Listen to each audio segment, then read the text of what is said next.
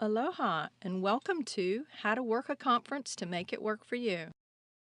I'm Catherine Fulford from the University of Hawaii, and with me is Adam Tenari Jr., my design assistant.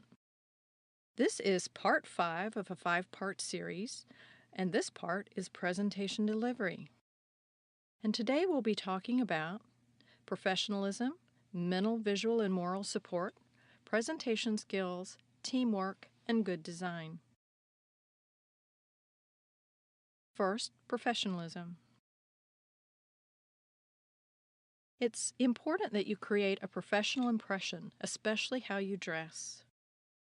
You want to show your enthusiasm by making positive remarks. But also avoid making statements about being nervous. It just makes you more so and look less professional. In some cultures, it's appropriate to start a presentation by apologizing or downgrading yourself. But in this case, where you're making an international presentation, it's probably best not to. Mental, visual, and moral support.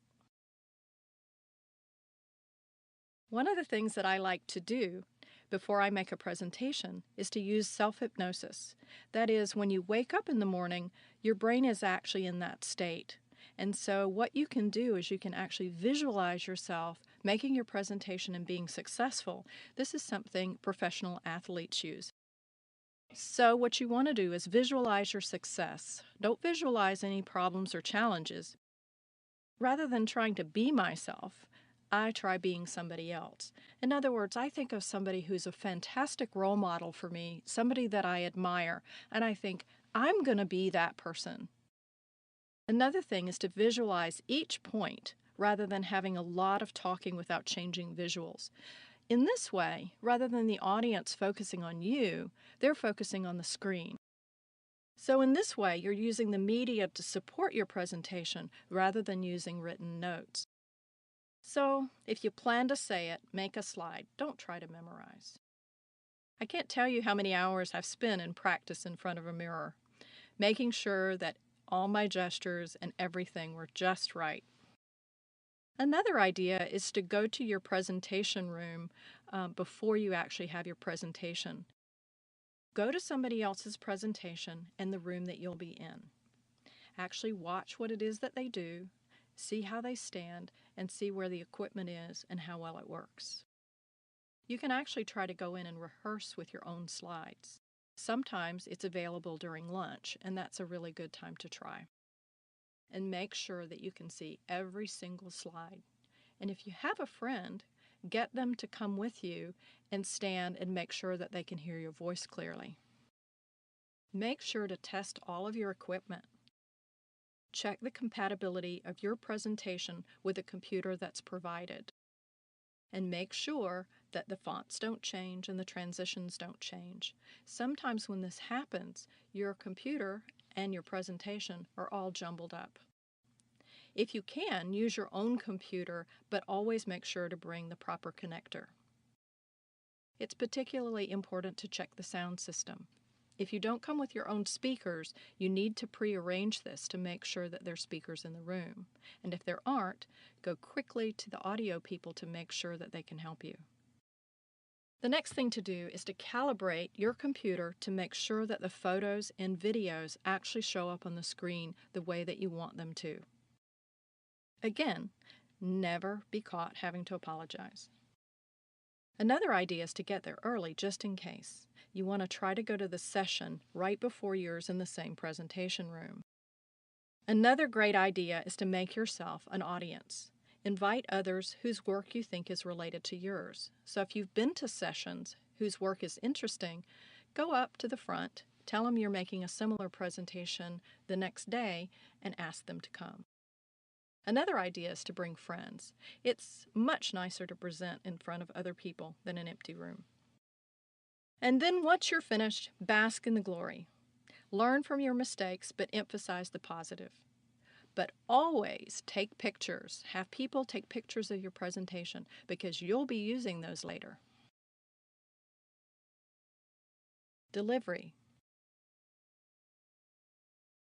You really want to try to learn good delivery techniques. If you don't know what I mean by this, you might try going to a voice class Or try your local Toastmasters organization to learn how to speak well. One of the things that you really want to do is to make your voice exciting and dynamic, but also pleasant. You want to make sure that everyone in the room can hear you. There's a technique called throwing your voice. In other words, rather than yelling, what you want to do is to try to fill the room with your voice. You want to make your presentation physically dynamic and interesting. The best way to do that is to stand up when you deliver. Your voice is better, and you have more interaction with the group, and your body is more interactive. When you sit down, you really play that down, and it's a lot harder to present. Unfortunately, when you go into many rooms, they're set up for presenters to sit. So you have to make the decision consciously that you're not going to sit behind the desk, but you're going to be out in front of it. So that's another good reason for you to go to that room early and take a look and see what you would do.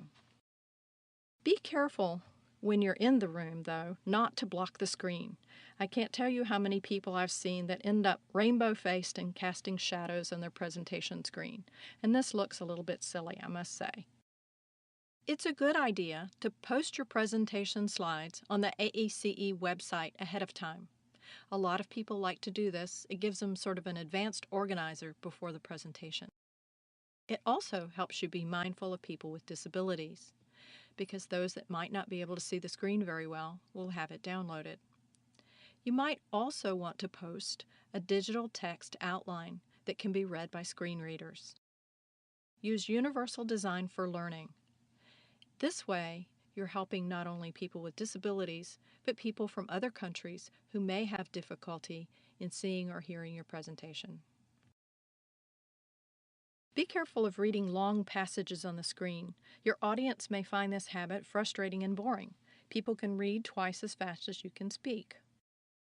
Say, "Let me give you a moment to read this screen," and this is a good opportunity to take a sip of water and breathe. Your pacing will be better and more relaxed, and your audience will love you. Except you must know your audience. Use the Americans with Disabilities guidelines. For example, read text aloud, provide large print handouts, or post slideshows with annotations. A good way to find out is to ask the entire group, "Can everybody see this screen? Would anybody like me to read this?" And then all of your audience will love you. Teamwork. Make sure your presentation is concise enough to allow all your team members to present in your allocated time. You want to avoid expanding or elaborating unnecessarily. Make sure to pay attention to body language for signals. Other presenters are often in the same room, and you'll see them start to shift and be uncomfortable if you start to move into their time period. Also, pay attention to the signals if there is a timer in the room. Be careful not to take over someone else's planned time or planned role. And never let anyone trade presentation times with you. I had a couple of bad experiences with this. One is when we came in the room, a fellow asked us, he said, "I am very nervous. Do you mind if I go first?" And we said, "Oh, okay, we will." But then he proceeded to talk and talk and talk and talk. And finally, about 10 minutes into our presentation time, I finally had to say, "Excuse me, but we really need to present. We don't have much time left." So always go at your prescribed time. And remember that going over your time limit erases all the good work you've done. Good design. Good design is invisible. You must organize, visualize, practice, perform, and then evaluate. And when you evaluate, think about how you'll do it better next time. Good design will increase the level of trust your audience has in you. It will increase their perceptions of your knowledge. It will increase your image of professionalism. And best of all, it will increase your own confidence. Aloha and mahalo. This is the last of our 5-part series. So I'd love to see you out there presenting. Enjoy your travels.